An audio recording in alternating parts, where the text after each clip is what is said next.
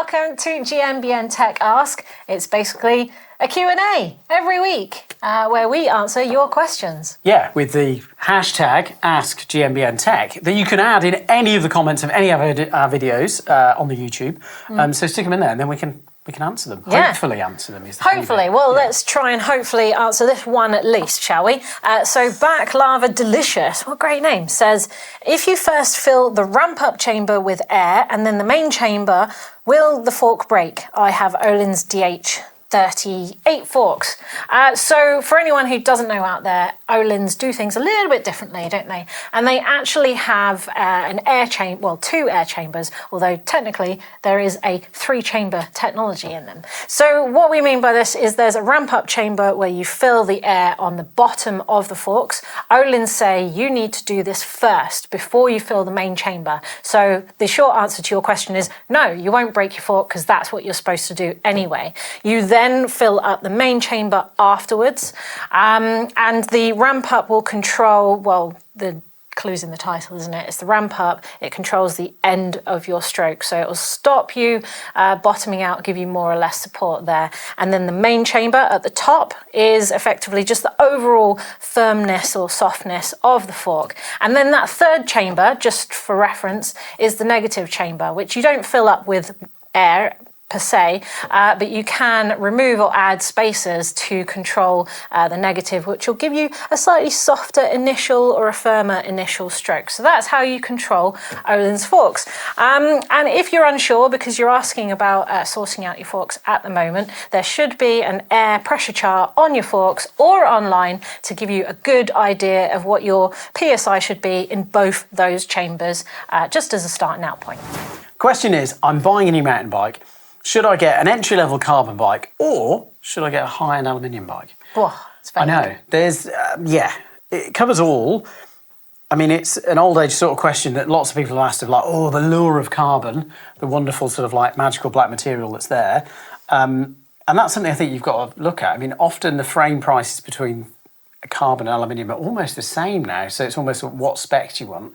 I'd probably say that aluminium practically is quite useful because, like, if you dent it, if you're kind of like used to carbon and knowing that you can't clamp it in certain ways, and you've got to be really mindful about some impacts because it's not quite as robust in some directions as aluminium. Although you could argue that at least carbon is repairable technically, whereas you cannot repair aluminium. In certain places it is, yeah. Yes. But to play devil's advocate for that. Again. Where's great with aluminium is that, okay, the energy input is pretty high. It doesn't grow on trees. It grows sort of in the ground and in bauxite. But you can recycle it. So it's fully recyclable aluminium, whereas carbon, waiting for answers from big brands on that one. So it's interesting. Anyway, we've got some options. So carbon entry level, you've got Voodoo Bazango carbon. 1x11 on a Shimano HG free hub, which, depending on which wheels, might be a stall to upgrade. So yeah, options to upgrade. I mean, I haven't checked the geometry chart, and that's another thing to look at is that, you know, geometry chart might say that it's not nice. You might not get all the sizes. That's the other thing as well with the kind of like at the lower end, you might not get all the size runs. Yeah, high-end option, $2,000. You've got a Santa Cruz Chameleon, a really nice, such a good bike. Yeah, frame. Well, and bike.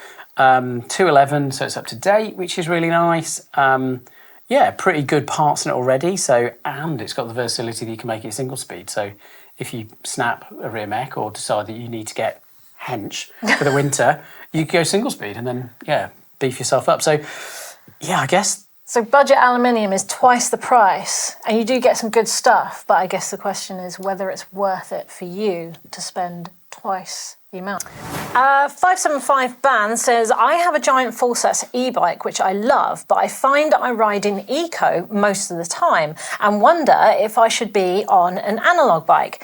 He says he's got a budget hardtail already, a Voodoo Bantu. He says he rides faster on anything other than rough ground.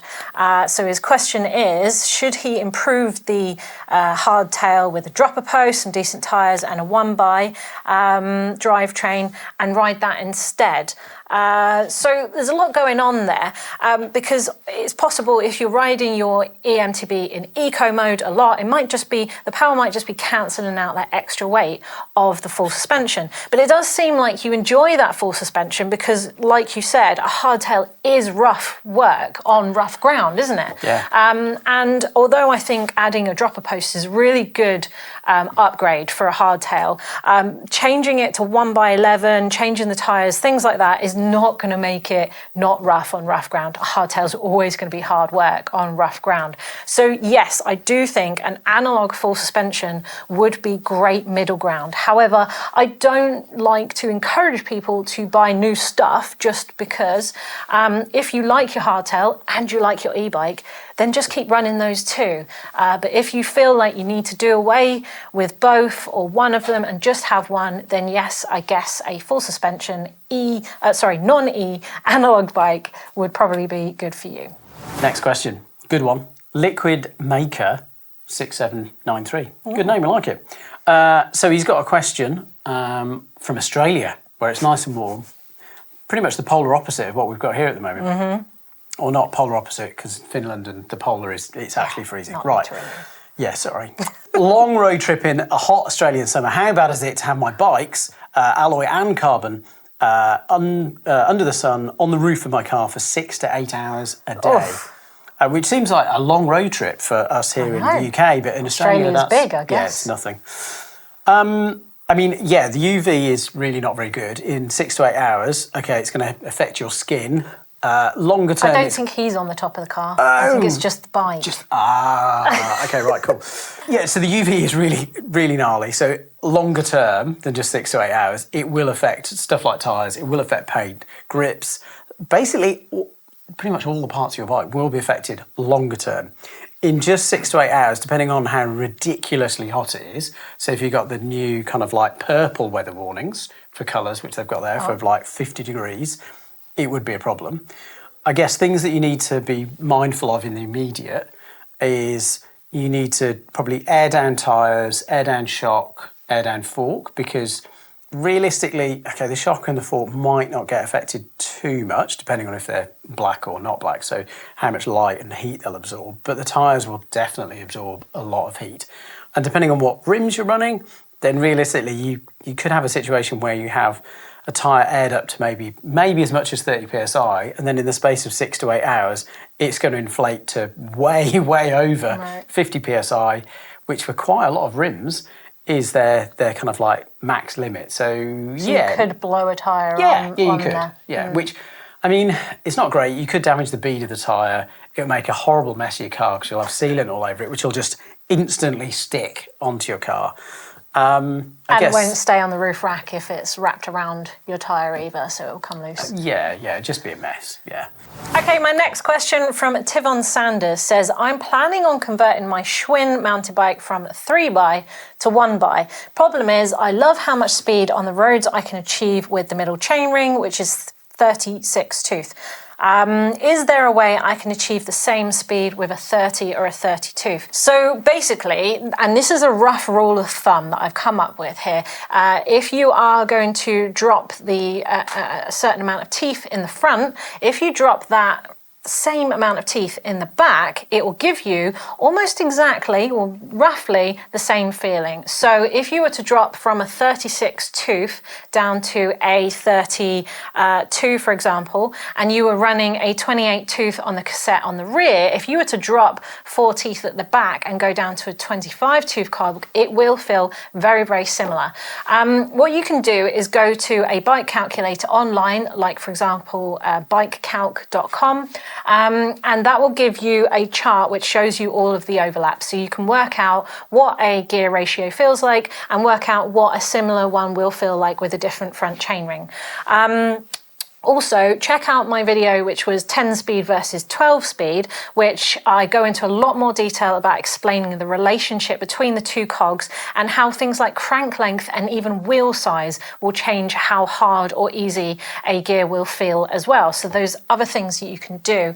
But I've got to ask, if you enjoy this 3x, why go down to 1?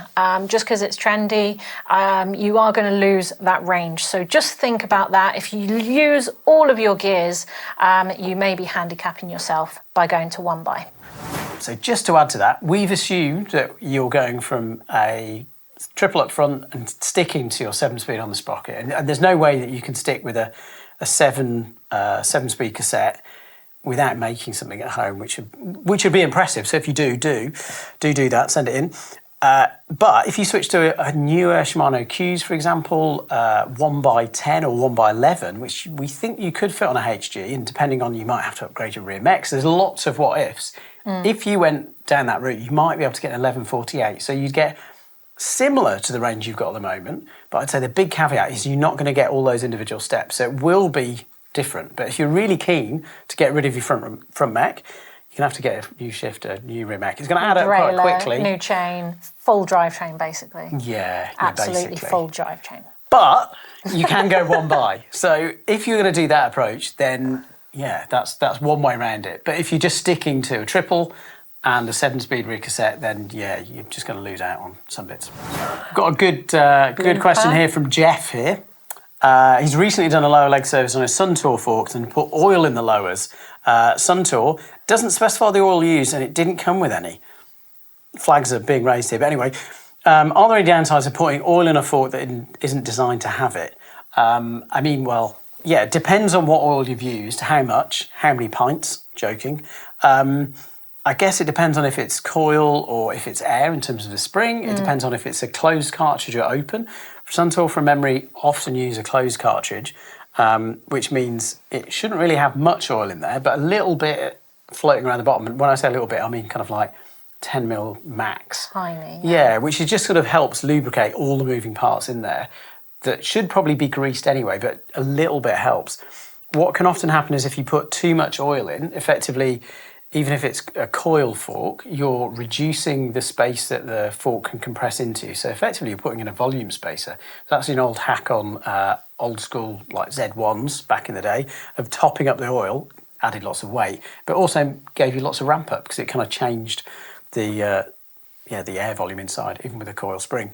So basically, if it was a sealed cartridge unit or a coil, it probably didn't have oil in there because it didn't need it. And we don't tend to put oil in the lowers for that. Fox and RockShox, which you see us do, they're kind of an open bath system that do require the internals to be sort of sloshing around in some oil. I'd say double check the Suntour manual. Yeah, there is a little, if you go on suntour.com, there is a service section and you should be able to find the model and your manual for your fork, which should hopefully help you with letting you know what you need to do in there. But a lot of Suntour forks tend to just ask for non-Teflon based grease around the seals, and that is your servicing every 52 hours. Anyway, thank you so much for your questions. If you have any burning questions now, don't forget to use hashtag Ask GMBN Tech down in the comments right now, and we'll try and pick that up question in the pick that up question in the next show. Thanks for watching.